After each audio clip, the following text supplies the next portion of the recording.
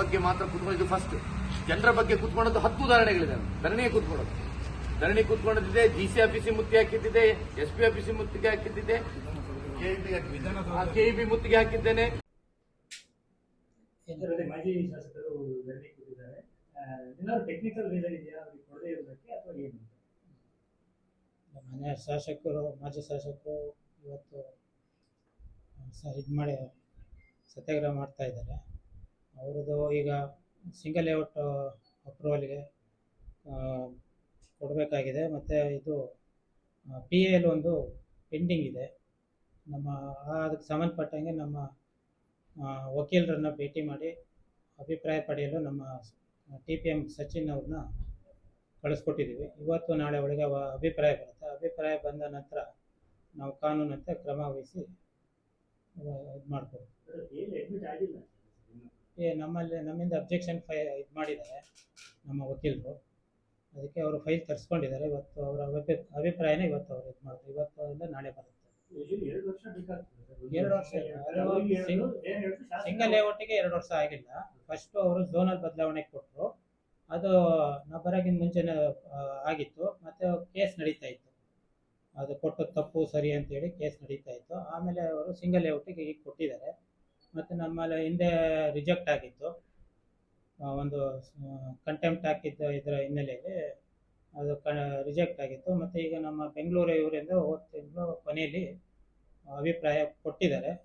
ಅಷ್ಟರಲ್ಲಿ ಒಂದು PL ಮಧ್ಯೆ ಒಂದು ಇದಾಗಿರೋದ್ರಿಂದ ಈಗ PL ಬಗ್ಗೆ ಪರಿಶೀಲನೆ ಮಾಡಿ ನಮ್ಮ ವಕೀಲರು ಇವತ್ತು ಇಲ್ಲ ನಾಳೆ ಒಳಗೆ ಅಭಿಪ್ರಾಯ ಕೊಡ್ತೀವಿ ಅಂತ ಹೇಳಿದ್ದಾರೆ. ಈಗ ಅದಕ್ಕೆ ನಮ್ಮ ಸಚಿನ್ ಅವ್ರನ್ನ ಕಡತ ಸಹಿತ ಅದಕ್ಕೆ ಕಳಿಸ್ಕೊಟ್ಟಿದ್ದಾರೆ.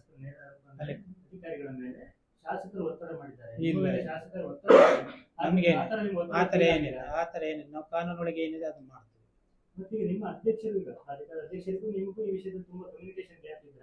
ಇಲ್ಲ, ಅವರೆಲ್ಲ ಕ್ಲಾರಿಟಿ ಇದೆ, ನಾನು ಓಕೆ ಅಂತ ಹೇಳಿದ್ದೇನೆ ಅಂತ ಹೇಳ್ತಾರೆ. ಅವರು ಹಿಂದೆನೆ ಹೇಳಿದ್ದಾರೆ ಕಾನೂನಂತೆ ನೀವು ಕ್ರಮ ಕೈಗೊಳ್ಬೋದು, ಏನಿಲ್ಲ ಅಂತ. ಬಟ್ ನಮ್ಮಲ್ಲೇನು ಆ ಥರ ಏನು ಅಭಿಪ್ರಾಯ ಏನಿದೆ, ಭಿನ್ನಾಭಿಪ್ರಾಯ ಏನಿಲ್ಲ. ಅವರು ಮೊದಲೇ ಹೇಳಿದ್ದಾರೆ. ಬಟ್ ಈಗ ನಮಗೆ ಗೌರ್ಮೆಂಟಿಂದ ಬಂದಿರೋ ಇದನ್ನು ಇಟ್ಕೊಂಡು ಈಗ ನೆಕ್ಸ್ಟ್ ಮೀಟಿಂಗಲ್ಲಿ ಇಟ್ಟು ಇದು ಮಾಡಿಕೊಂಡು ಮತ್ತು ನಮ್ಮ ವಕೀಲರ ಅಭಿಪ್ರಾಯನ ನೋಡಿಕೊಂಡು ಕಾನೂನಂತೆ ಕ್ರಮ ವಹಿಸ್ತೀವಿ. ಸಾರ್ವಜನಿಕ ವಿಷಯವನ್ನು ಮಾತಾಡ್ತಿರೋದು ಗಮನಿಸಬಹುದು.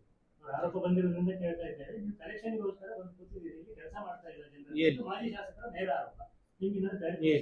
ಯಾವುದೂ ಇಲ್ಲ, ಆ ಥರದ್ದೇನೂ ಇಲ್ಲ. ಎಷ್ಟು ಫೈಲ್ ಬಾಕಿ ಇದೆ ಸರ್? ಕೆಲಸ ಆಗ್ತಾ ಇಲ್ಲ. ನೀವು 1 ವರ್ಷ ತಗೊಳ್ತೀರಿ ಒಂದು ಫೈಲಿಗೆ, ಒಂದೊಂದು ಫೈಲಿಗೆ 5-5 ಲಕ್ಷ ಎಲ್ಲ ಡಿಮಾಂಡ್ ಮಾಡ್ತೀರಿ ಅಂತ ಆರೋಪ ಇದೆ. ಇಲ್ಲ, ಅವೆಲ್ಲ ಸುಳ್ಳು. ನೀವು ಬಂದ ಮೇಲೆ ನನ್ನ ಪೀರಿಯಡ್ ಹಳೆ ಎಲ್ಲ ಕ್ಲಿಯರ್ ಆಗಿವೆ. ನಾವು ಬಂದ ಮೇಲೆ ಎಲ್ಲ ಒಂದೊಂದು ಫೈಲು ಒಂದ್ಸಲ ಝೋನ್ ಬದಲಾವಣೆ ಕೊಡ್ತಾರೆ, ಇನ್ನೊಂದ್ಸಲ ಸಿಂಗಲ್ ಲೇಔಟ್ ಕೊಡ್ತಾರೆ, ಇನ್ನೊಂದ್ಸಲ ಪ್ಲಾನ್ ಅಪ್ರೂವಲ್ ಕೊಡ್ತಾರೆ.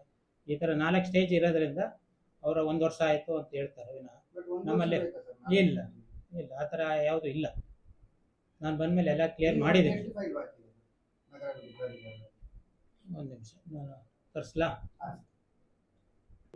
ಬೆಳಿಗ್ಗೆ ಬಂದ ತಕ್ಷಣ ಹೇಳಿದೆ ನಾನು ಈ ಥರ ವಕೀಲರ ಅಭಿಪ್ರಾಯಕ್ಕೆ ಕಳಿಸಿದ್ದೀನಿ, ಇವತ್ತು ನಾಳೆ ಒಳಗೆ ಬರುತ್ತೆ. ಬಂದ ತಕ್ಷಣ ನಾನು ಇದು ಮಾಡ್ತೀನಿ, ಕೈ ಬಿಟ್ಟು ಈ ಸತ್ಯಾಗ್ರಹನ ಅಂತ ಕೇಳ್ಕೊಂಡೆ. ಅವರು ಮಾತಾಡ್ತೀನಿ ಅಂತ ಹೇಳಿದ್ದೀನಿ. ಅಷ್ಟರಲ್ಲಿ ಯಾವ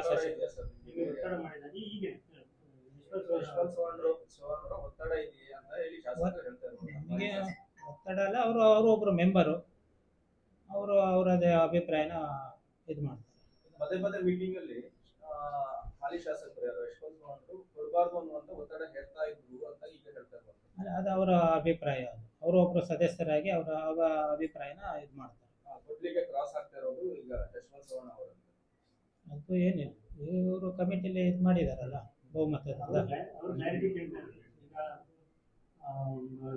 ರೂಲಿಂಗ್ ಪಾರ್ಟಿ ಅಲ್ಲ, ವಿರೋಧ ಪಕ್ಷದಲ್ಲಿ ರೂಲಿಂಗ್ ಪಾರ್ಟಿಯ ಅಧ್ಯಕ್ಷರೇ ಇಲ್ಲಿ ಅಧ್ಯಕ್ಷರು, ಅವರ ಅಭಿಪ್ರಾಯ ರೂಲಿಂಗ್ ಅಂದ್ರೆ ಸರ್ಕಾರದ ಅಭಿಪ್ರಾಯ ಈಗ ಬಂದಿರೋದು, ಹೋದ ತಿಂಗಳು ಬಂದಿರೋದು. ಅದಾದ್ಮೇಲೆ ಅದಕ್ಕೆ ಸ್ಪೆಷಲ್ ಮೀಟಿಂಗಿಗೆ 18ಕ್ಕೆ ಇದು ಮಾಡಿದೆ, ಏನು ಬೇಡ ಅಂತ ಹೇಳಿದ್ದಾರೆ ನಮ್ಮ ಅಧ್ಯಕ್ಷರು. ಅದರಿಂದ ಈಗ ನಾವು ವಕೀಲರ ಅಭಿಪ್ರಾಯ ತಗೊಂಡು ನಾವು ಕಾನೂನಂತೆ ಕ್ರಮ ವಹಿಸ್ತೀವಿ. ಅಭಿಪ್ರಾಯ ಯಾಕೆ ಇವತ್ತು ನಿನ್ನೆ ಕಳಿಸಿದ್ದೀರಿ ಅಂತ ಎಷ್ಟು ಸಮಯ ಯಾಕೆ ಮಾಡಿರಲಿಲ್ಲ? ಈಗ ಹೈಕೋರ್ಟ್ ಇಂದ ಬಂದು 30 ದಿನ ಕಾನೂನಾತ್ಮಕವಾಗಿ ಇಲ್ಲ, ಹೈಕೋರ್ಟ್ ಇಂದ ಅಲ್ಲ, ನಮ್ಮ ಕಮಿಷನರ್ ಇಂದ. ಹೈಕೋರ್ಟ್ ಇಂದ ಇದು ಕಂಟೆಂಪ್ಟ್ ಹಾಕಿದ್ದು ಕ್ಲೋಸ್ ಆಯ್ತು ಅದು. ಬಟ್ ನಮ್ಮ ಕಮಿಷನರು ಅಭಿಪ್ರಾಯ ಕೊಟ್ಟಿದ್ದಾರೆ. ಆ ಅಭಿಪ್ರಾಯದಂತೆ ಈಗ ನಾವು ಕ್ರಮ ವಹಿಸೋಕ್ಕೆ ಲೀಗಲ್ ಒಪಿನಿಯನ್ ಒಂದು IPL PIL ಒಂದು ಪೆಂಡಿಂಗ್ ಇದೆಯಲ್ಲ, ಅದ್ರ ಬಗ್ಗೆ ಏನು ಅಭಿಪ್ರಾಯ ಕೊಡ್ತಾರೆ ಅದ್ರ ಮೇಲೆ ನಾವು ಫೈನಲ್ ಮಾಡ್ತೀವಿ. ನಿಮ್ಗೆ ನಿಮ್ಮ ಅನುಭವದಲ್ಲಿ ಅನುಭವ ನಾನೇನು ಹೇಳಕ್, ನಮ್ಮ ಅನುಭವ ಹೇಳಕ್ಕಾಗಲ್ಲ ಇದರಲ್ಲಿ. ಜಡ್ಜ್ ಏನು ಆರ್ಡರ್ ಮಾಡ್ತಾರೆ ಅದ್ರ ಮೇಲೆ ಇದಾಗುತ್ತೆ. ಹಿಂಬರಹ ಏನಾದ್ರು ಕೊಡ್ತೀರಾ ಅವರಿಗೆ? ಈಗ ಅದರ ಮುಂಚೆ ನೀವು ಏನಾದ್ರು ಕೊಟ್ಟರೆ ಅವರಿಗೆ ಏನಾದ್ರು ಮುಂದೆ ಅದು ಪ್ರೊಸೀಡ್ ಆಗ್ಲಿಕ್ಕೆ ಆಗ್ತಲ್ಲ, ಹಿಂಬರಹ ಕೊಡ್ಲಿಕ್ಕೆ ತಯಾರಿದ್ದೀರಾ ಹೇಗೆ ಅದ್ರ ಬಗ್ಗೆ? ಅಲ್ಲ, ಈಗ ನಮ್ಗೆ 2 ವರ್ಷ ಆಯ್ತಲ್ಲ. 2 ವರ್ಷ ಇಲ್ಲ, ಅದು ನಾನು ಹೇಳಿದ್ನಲ್ಲ ನಿಮಗೆ, ಹೋದ ತಿಂಗಳು ನಮಗೆ ಇದ್ರದ್ದು ಬಂದಿರೋದು. ಹೋದ ತಿಂಗಳಲ್ಲಿ ಈಗ ಅದಕ್ಕೆ ಈಗ ಇದು ಮಾಡೋದಕ್ಕೆ ನಾನು ಫೈನಲ್ ಮಾಡೋದಕ್ಕೆ ಇದು ಮಾಡ್ತಾ ಇದ್ದೀನಿ. 2 ವರ್ಷ ಆಗಿಲ್ಲ. 2 ವರ್ಷ ಅದಾಗಿಲ್ಲ. ತುಂಬಾ ದೂರ ಹೋಗ್ಲಿಕ್ಕಿಲ್ಲ, ಅವ್ರ ಹತ್ರ ಪುನಃ ಕೇಳ್ಬೋದು. ಅಲ್ಲ 2 ವರ್ಷ ಅಂದ್ರೆ ಅವರು ಝೋನಲ್ಲಿ ಇದಕ್ಕೆ ಹಾಕಿದ್ರು, ಅವಾಗೆಲ್ಲ ಇದಾಯ್ತು. ADC ಅವರ ಅಧ್ಯಕ್ಷತೆಯಲ್ಲಿ 3-4 ಕಮಿಟಿ ಆಗಿ ಮೀಟಿಂಗ್ ಆಗಿ ಎಲ್ಲ ಆಗಿತ್ತು. ಅದಾದ್ಮೇಲೆ ನಾನು ಬಂದ ಮೇಲೆ ಬಂದದ್ದು. ಅಲ್ಲ, ಬಟ್ ನೀವು ಈ ಮಾತನ್ನ ಅವ್ರು ಆಗ ಬೆಳಿಗ್ಗೆ ಹೇಳೋದು ನೀವೇನು ಹೇಳಿಲ್ಲ ಅಂತ. ಹೇಳಿ ಅವ್ರಿಗೆ ಗೊತ್ತು 2 ವರ್ಷ ಆಗಿದೆ ಅಂತ ಅವ್ರು ಹೇಳಿದ್ರು. 24 ತಿಂಗಳು 2 ವರ್ಷದಿಂದ ನಾನು ಓಡಾಡ್ತಾ ಇದ್ದೀನಿ ಅಂತ ಹೇಳಿದ್ರು. ಮಾಡ್ಲಿಲ್ಲ ಅದೇ. ಇಲ್ಲ, ನಾನು ಅವ್ರಿಗೆ ಹೇಳಿದ್ದು ಅವ್ರಿಗೆ ಗೊತ್ತಿದೆ ಎಲ್ಲ. ಈಗ ADC ವರದಿ ಪ್ರಾಧಿಕಾರಕ್ಕೆ ಆದದ್ದು ಅದನ್ನ ತಗೊಂಡಿದೆ, ಅದನ್ನೇನು ನಾವೇನು ಇದು ಮಾಡಿಲ್ವಲ್ಲ. ಅವರ ADC ವರದಿಯಲ್ಲಿ ಏನು ಬರ್ತದೆ? ADC ವರದಿಯಲ್ಲಿ ಅವರು ಸ್ಕೆಚ್ ಮಾಡಿರೋದು ಇದನ್ನೆಲ್ಲ ಒಪ್ಕೊಂಡಿದ್ದಾರೆ. ಬಟ್ ಅವ್ರಿಗೆ ನಮಗೇನು ಡೈರೆಕ್ಷನ್ ಏನು ಕೊಟ್ಟಿಲ್ಲ. ಅವರು ಮಾಡಿದ್ದು ತಪ್ಪೋ ಸರಿನೋ ಅನ್ನೋ ಉದ್ದೇಶದಲ್ಲಿ ಅವರು ಹಿಂದೆ ಮಾಡಿದ್ರು. ನಮ್ಮ ಅಭಿಪ್ರಾಯನೂ ತಗೊಂಡಿದ್ರು, ನಮ್ಮ ಹಿಂದೆ ಕಮಿಷನರು ಕೊಟ್ಟಿದ್ರು ಅಭಿಪ್ರಾಯ. ನೋಡಿ 18/9/2020 ಇಷ್ಟು ಅದ್ರಲ್ಲಿ ಕೊನೆ ಇನ್ನೊಂದು ಲೈನ್ ಇದೆ ನೋಡಿ, ಅದರಲ್ಲಿ ಏನಿದೆ ಇದರಲ್ಲಿ ಕೊಡಿ, ಅದು ಕೊನೆಯಲ್ಲಿ 2 ಲೈನ್ ಇದೆ ನೋಡಿ. ಅಂತಿಮ ಲೈನ್ ಅಲ್ಲ ಅದ್ರ 3 ಲೈನ್ ಓದಿ. ಯಾವ್ದಾದ್ರು ನ್ಯಾಯಾಲಯದಲ್ಲಿ ಉಚ್ಚ ನ್ಯಾಯಾಲಯದಲ್ಲಿ ಹಾ, ದಾವೆಗಳ ಬಗ್ಗೆ ಪರಿಶೀಲಿಸಿಕೊಂಡು ಅದೇ. ಅದು ನೋಟಿಸಿನ ಹಂತದಲ್ಲಿದೆ ಅಂತ ಹೇಳಿ ರಘುಪತಿ ಭಟ್ರಿಗೆ ಅದಕ್ಕೆ ಈಗ ನಮ್ಮ ವಕೀಲರ ಹತ್ರ ಹೋಗಿದ್ದಾರೆ, ಅದಕ್ಕೇನೆ ಅವರೇ ನಮ್ಮ ವಕೀಲರು. ಅವರ ಅಭಿಪ್ರಾಯ ಈಗ ನೋಡ್ಕೊಂಡೆ ನಾವು ಫೈನಲ್ ಮಾಡೋದು. ಕ್ಲಿಯರ್ ಆಗ್ತದೆ. ಏನಾದ್ರು ಒಂದು ಮ್ಯಾಕ್ಸಿಮಮ್ ನಿಮ್ಮ ತೀರ್ಮಾನ ತರಲಿಕ್ಕೆ ಆಗ್ತದೆ. ಬರುತ್ತೆ. ಇದು ಹೊರತಾಗಿ ಸಾರ್ವಜನಿಕ ವಲಯದಲ್ಲಿ ತುಂಬಾ ಇದೆ ಸರ್, ನಮ್ಮೆಲ್ಲ ವರ್ಕ್ ಆಗ್ತಾ ಇಲ್ಲ ಏನು ಸಾಧಿಕ ಇಲ್ಲ, ನಿಮ್ಮ ಒಪಿನಿಯನ್ ಏನಿದೆ ಸ್ವಲ್ಪ ನಾನು clarify ನಾನು ಬಂದ ಮೇಲೆ ಎಲ್ಲಾನು ಇನ್ ಟೈಮಲ್ಲೇ ಮಾಡಿ ಕೊಡೋಕ್ಕೆ ಇದೆಲ್ಲ ಮಾಡಿದ್ದೀವಿ ನಾನು ಬಂದ ಮೇಲೆ ಎಲ್ಲ ಕಾನೂನೊಳಗೆ ಮಾಡೋದಕ್ಕೆ ಮಾಡಿದ್ದೀವಿ. ಮತ್ತು ಆದಷ್ಟು ಯಾವುದು ಡಿಲೇ ಆಗದಂಗೆ ಕ್ರಮ ವಹಿಸಿದ್ದೀನಿ. ಮತ್ತು ನಾವು PR ಬುಕ್ ಇಟ್ಟು ಅಲ್ಲೆಲ್ಲೇ ಪರಿಶೀಲನೆ ಮಾಡ್ತಾ ಇದ್ದೀವಿ. ಯಾವುದೇ ವಿಳಂಬ ಆಗೋಕ್ಕೆ ನಾನು ಅವಕಾಶ ಕೊಡ್ತಾ ಇಲ್ಲ. ಹಂಗೂ ಏನಾರು ಇದ್ದರೆ ನಾನು ಅದನ್ನ ಪರಿಶೀಲನೆ ಮಾಡೋಕ್ಕೆ ನಾನು ರೆಡಿ ಇದ್ದೀನಿ. ಬ್ರೋಕರ್ಗಳ ಹಾವಳಿ ಇದೆ ಅಂತ ನಿಮ್ಮ ಗಮನಕ್ಕೆ ಬಂದಿದೆ ಸರ್? ಒಂದು ಈಗ 3-4 ನಾವು ಮಧ್ಯವರ್ತಿಗಳಿಗೆ ಯಾವುದೇ ಅವಕಾಶ ಇಲ್ಲ ಅಂತಲೂ ಹಾಕಿದ್ದೀವಿ. ಬೋರ್ಡ್ ಹಾಕಿದ್ದೀವಿ, ನಾವು ಯಾರನ್ನೂ ಇದು ಮಾಡ್ತಾ ಇಲ್ಲ, ಎಂಟರ್ಟೈನ್ ಮಾಡ್ತಾರೆ. ಎಂಟರ್ಟೈನ್ ಮಾಡಲ್ಲ. ಅರ್ಜಿದಾರರೇ ಬಂದು ಎಲ್ಲಿ ಖಾಲಿ ಅವಕಾಶ ನಮಗೆ ಕಂಡು ಬಂದಿಲ್ಲ ಅಂಥವ್ರು ಇದ್ರೆ ನಾವು ಬೇಕಾದ್ರೆ ಇದು ಮಾಡೋಣ. ಇನ್ನೊಂದು ನೀವು ಕ್ಲಾರಿಫೈ ಮಾಡಿ, ಕ್ಲಾರಿಫಿಕೇಶನ್ ಇಲ್ಲ ನಮ್ಮ ಇದರಲ್ಲಿ ನನ್ನ ಗಮನಕ್ಕೆ ಯಾವುದೋ ಆ ಥರದ್ದು ಯಾವುದು ಬಂದಿಲ್ಲ.